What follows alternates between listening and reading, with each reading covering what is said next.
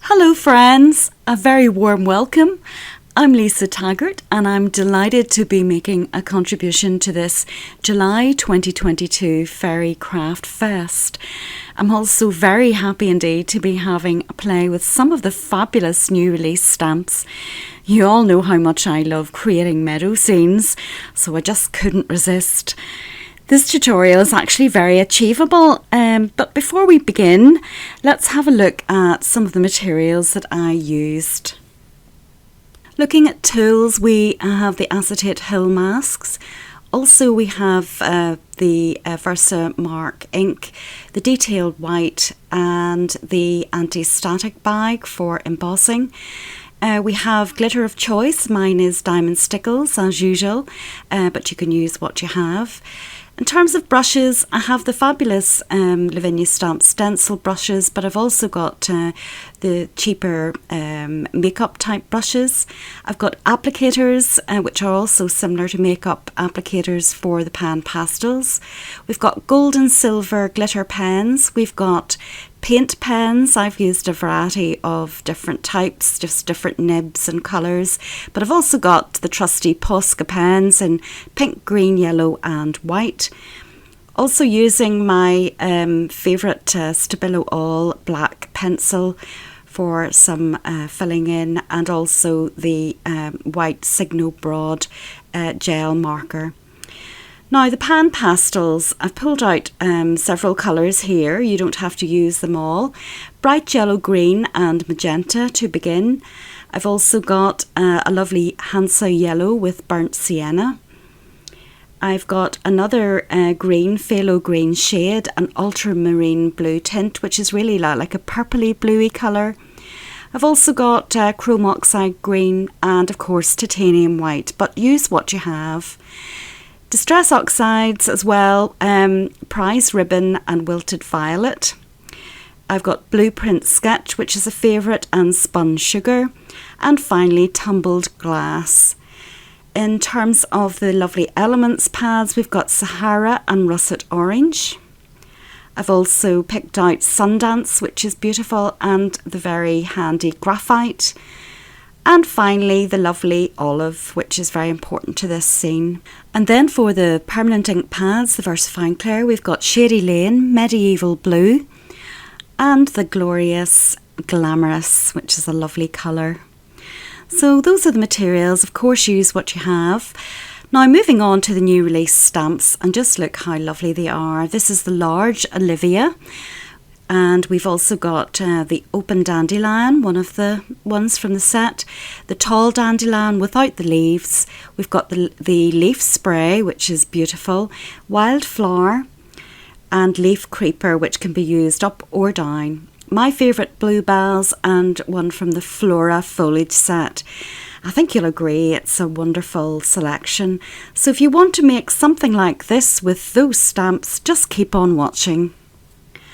So to begin, we're using the watercolour card from Lavinia, and I've trimmed my A4 down to 10 inches by 8 inches.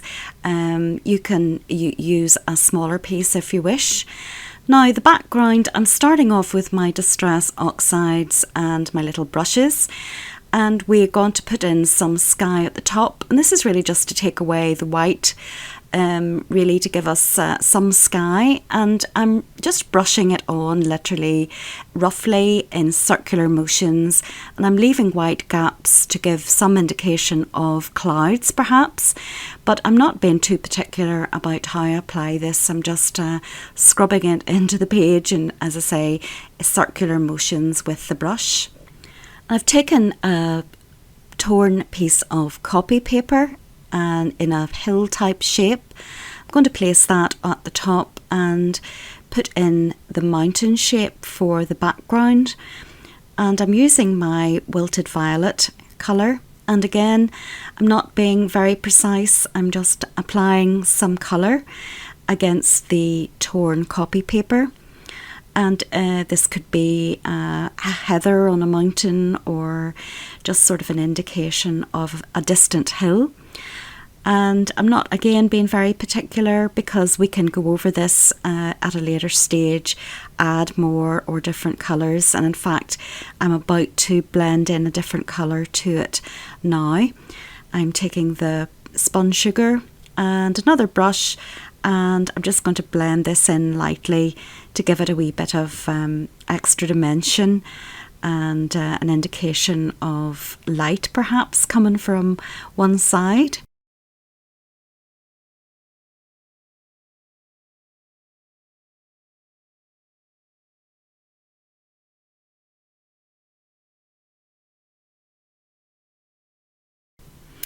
Now I'm taking blue print sketch, as you can see, and one of our Hill acetate masks, and I'm going to create a bit of texture underneath that mountain, add some more hills, and I'm just making it up as I go along, to be honest. I just know that I want a sort of a background and a variety of different heights.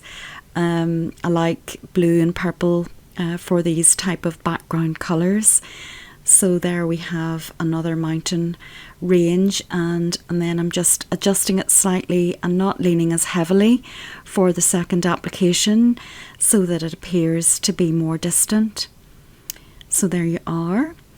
And I thought I would then take the darker colour of prize ribbon and the more dramatic Hill acetate mask and add a darker set of mountains in front of that.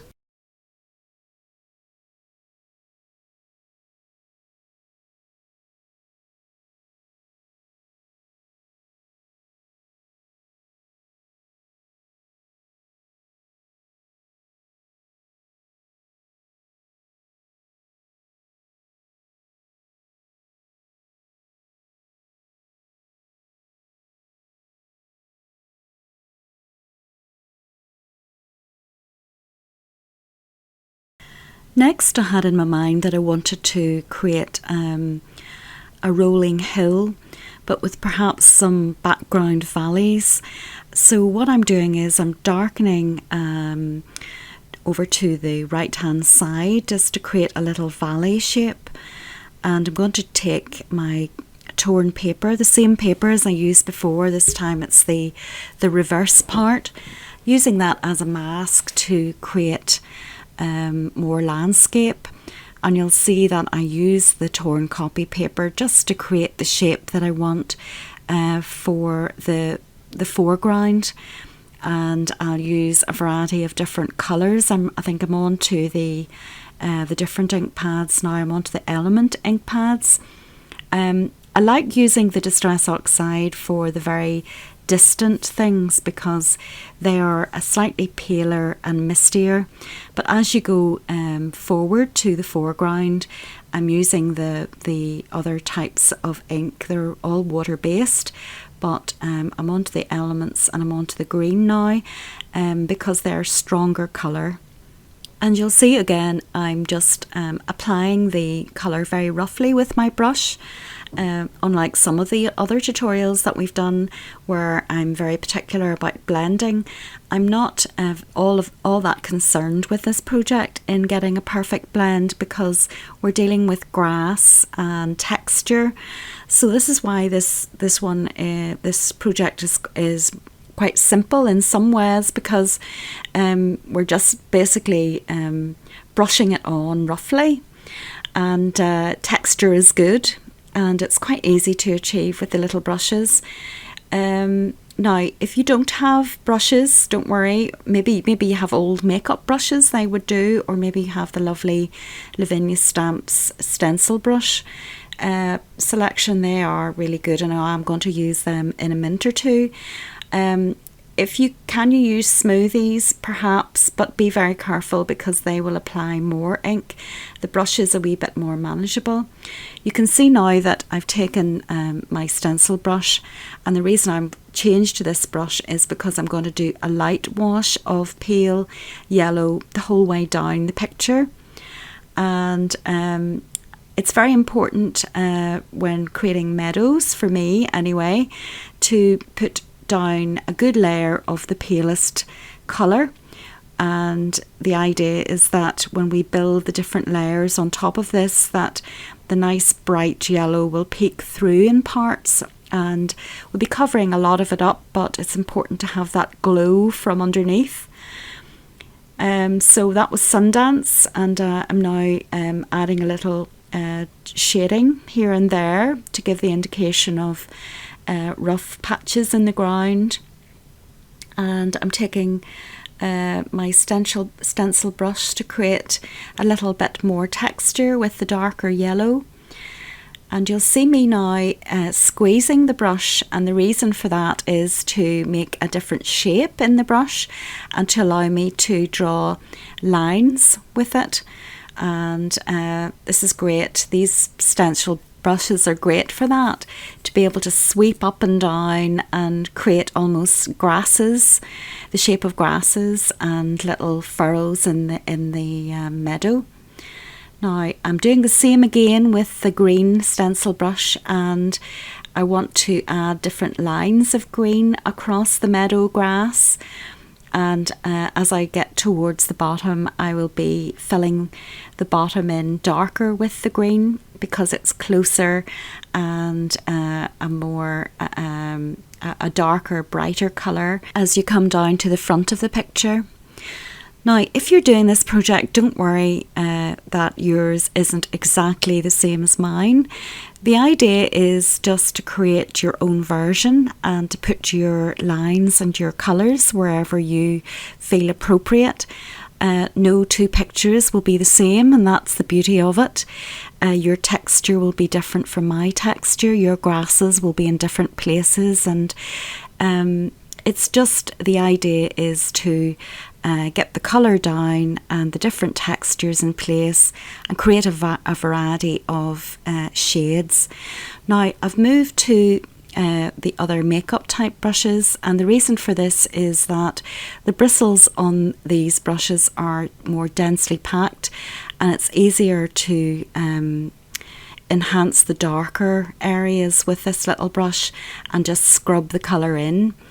And you can see there that I'm creating more depths towards the front of the picture, and I'll be adding different tones later on. Yes, there's the very practical colour of graphite, which is a great colour to have because it's not black, it's like a dark grey, and it's not too strong, and it mixes beautifully with the other colours and creates darker version. So you can see there it's creating like a darker green.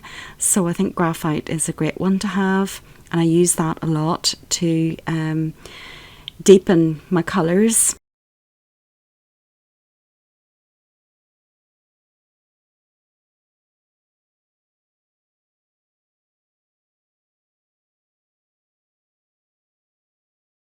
Now finally I'm going back to the yellow, the pale yellow, and I'm just rubbing it all over.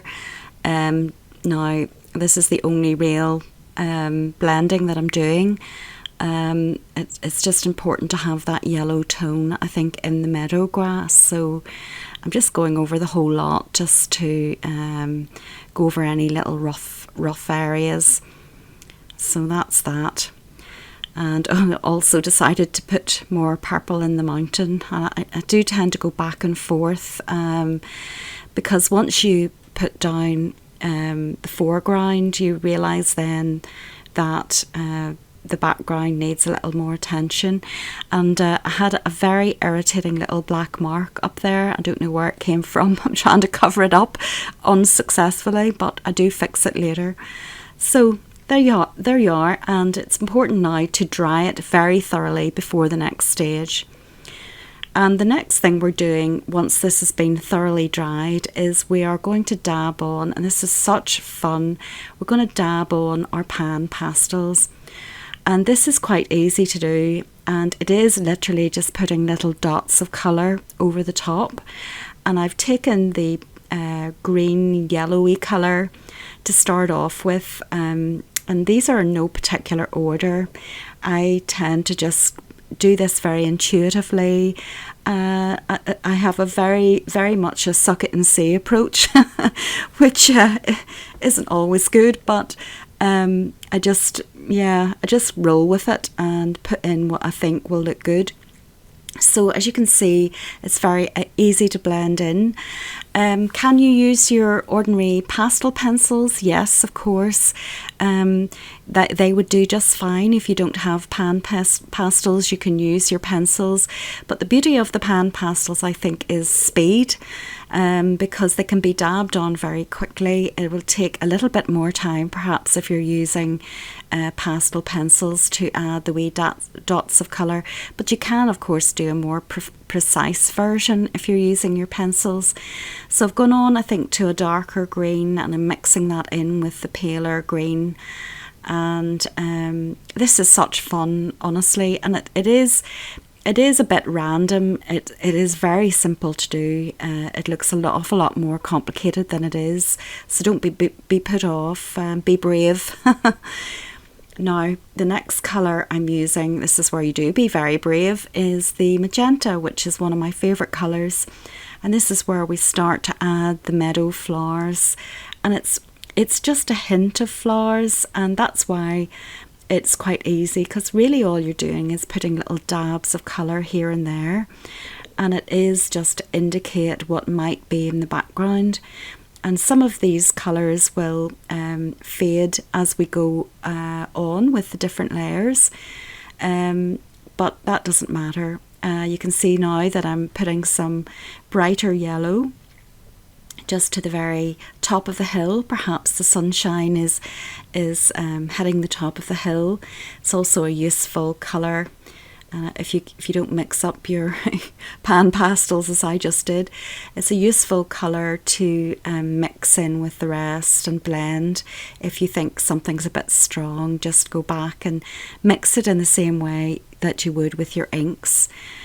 So it's all about layers, and it is amazing the difference that the different layers and the different mediums can make, so long as you put them in the right order and you dry very carefully in between.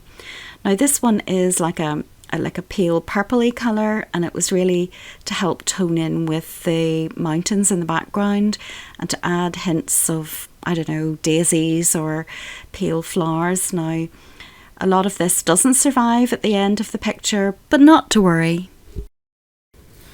I like to set the scene, and it's all for the stamping. So now we're ready with the background and the scene. I'm taking my anti-static bag and very carefully then patting that on top, and yes, it will dull down the colours a little bit, but we'll revive them later on. So I'm going to do the foreground stamping of these beautiful stamps in opaque white, and once we get those in, we can see where that takes us and what is still left to be done. And all I'm doing is, for those of you who haven't come across this before, it's using clear sticky ink called Versamark, and that will allow the white powder, which I'm about to use in a little minute, to attach to the stamping. So this is the detail white opaque ink, or sorry, powder, and I just put that on top and make sure that the excess is taken away. And I'm doing them individually because I don't want to get little stray dots of powder where I don't want them. And then the next thing you do is you take your heat tool and you heat up the powder, which is plastic, and it becomes permanent and nice and bright in the foreground. So I'm going to repeat that with some of the other little stamps, just to put in some structure, and it's all about composition. One thing also, you'll see that in a minute when I bring the picture back, I've kept the centre of the picture quite light, and the reason for that is that's where I'm going to place the focal image of the fairy later on.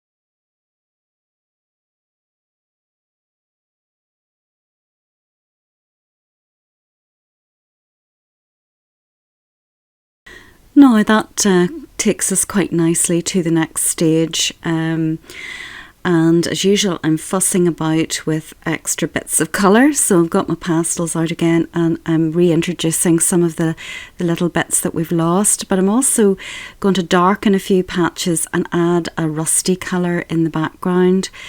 I've decided that I want to create the impression of trees in that part of the background there. So I'm just putting in some rusty colours, and we'll be doing some stamping there.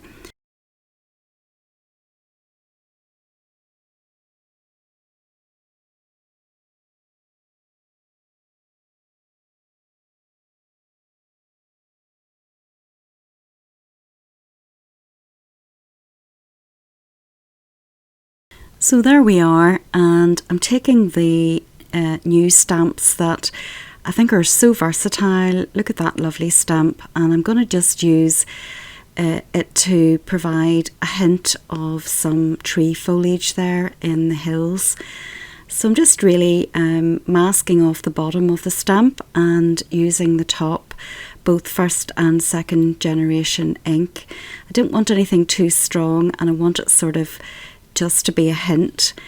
And I'm also using the other part of that set to go over that, and it just helps to have a couple of different shapes there.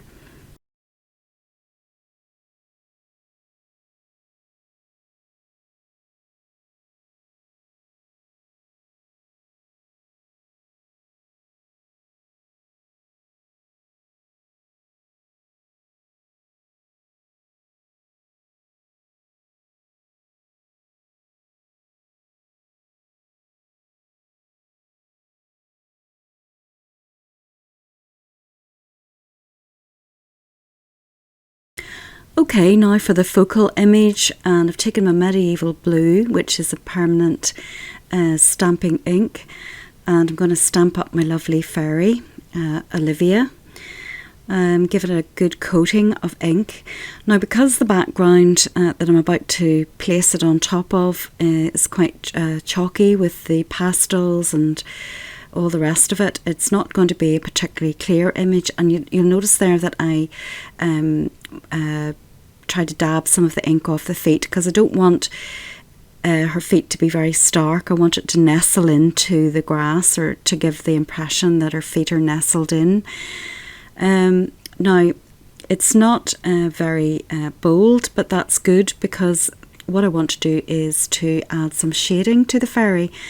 This little fairy isn't in front of a moon or a sun, and so wouldn't, strictly speaking, be in a great deal of silhouette. So what I've decided to do is to highlight the front, where perhaps some sunshine will be shining on her, and both with pastel, some yellow at the front and a little bit of green just to her back there, just to give her a little bit of shading. And I'm now taking my Stabilo all black pencil, and I'm going to add in some of the detail there, just so that it stands out against the background.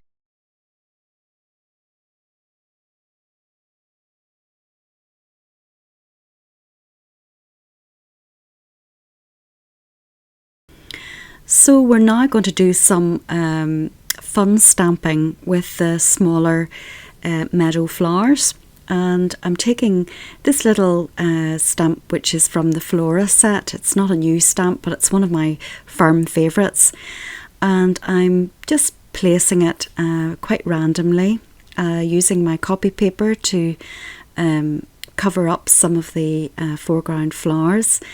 And this is it's a fun exercise, actually. Don't be afraid of it. It is very random. Just put it intuitively where you think. There you are. You can see how that looks, and it's good to have the combination of first generation and second generation, even third generation stamping. So that was the dark blue, and I've decided then to use the lovely pinky reddy colour to place in the little bluebell stamp. And what I do very often is I use the stamps, and you'll see at the next stage that we go to, I'm using the shape of the stamp to add highlights to later on. So it's given me an idea of where to put the brighter colours when we come to use the paint pens. So don't worry that they look a bit dull at the moment. We're going to brighten them up, and it's just a question of adding texture to the foreground. Now the next colour is Shady Lane, nice green colour, and this new stamp is a creeper stamp, and I guess it can go down the ways or up the ways. I'm choosing it to use it this way up, and I think it's an absolutely glorious little stamp, and it's so good for adding texture to grasses, and it's just perfect for meadow. And I really enjoyed using this stamp and its little tiny sister in the set, which I'll use next. And this will be a real favourite of mine. It's beautiful because it's so fine. Now there's a little one, and I've taken the blue again this time just to add little touches of it here and there. And you can see how many times I've stamped here. It's just filling up space and adding extra interest.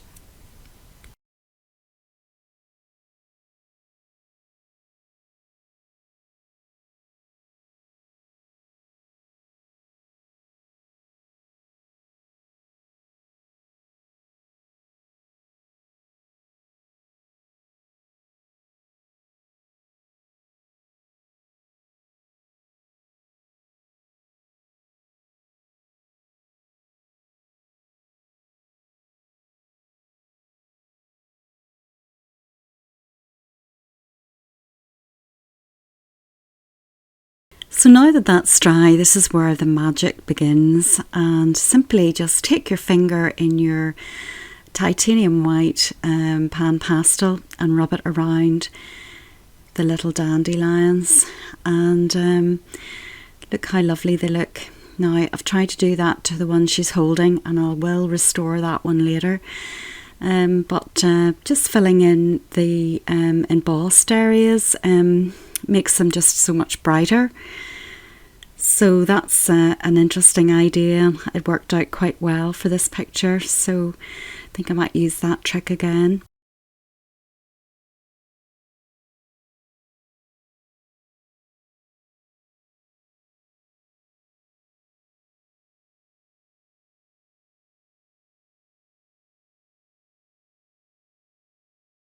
So we're nearly there, and as you know, it's all the little finishing touches at the end that I enjoy so much, and we're about to add those now. And it's basically taking your paint pens. I have a combination of the Posca pens and some other brands. It just it depends what the colours are. So they all work, so use what you have. And what I'm doing is I'm going to show you what I'm doing.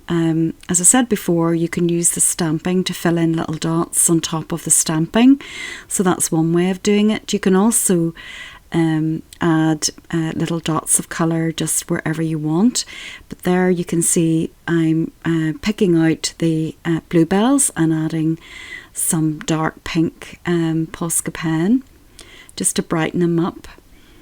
I'm also taking the broader pink pen and adding little extra dots here and there. It's a slightly different colour pink, which you can't really see. And I've coloured in the little tiny areas with my gold sparkle pen. It doesn't show up very well there, it does in person, but I did that for all three dandelions. And I took my silver pen and added little tiny dots of silver to the summer meadow plant. Can't remember exactly what it's called. Also taking the white Posca pen and just adding little dots here and there, and later on I will sort of make them more of a daisy shape in the foreground. So it isn't difficult. It really is just adding little dots of colour, little highlights to complement the dots that you created with the pan pastel. And there you are with it all completed. I wasn't going to make you watch me do every single dot, but you can see there, if you just keep going and fill it all up, how much of a difference it makes. Now what I'm doing is I'm taking my Posca pen in yellow and I'm just doing tiny strokes of grass and little stalks here and there. You can't really see, but you will at the end. I'll show you how that looks. And it's just very lightly in a flicking motion, little bits of grass here and there. And I use also the green Posca pen. That yellow isn't particularly juicy. I think I need a new one. So little bits of green as well, just to add extra texture. And then finally I've taken my graph out and my little brush again, and I'm darkening up some of the parts at the front just to add that extra dimension. And you'll know from previous videos that doing that helps make the lighter areas really pop. And obviously there'll be some shadow around the fairy and create a little indent for her to stand. So that's all is necessary there. And all is left really, apart from more fussing with the mountain, is to cover up my little dot at the the right hand side. There it is, the culprit. And what I decided to do was just to draw in by hand some tiny birds and to bring those across to the centre, just to try to disguise it. I hope I got away with it.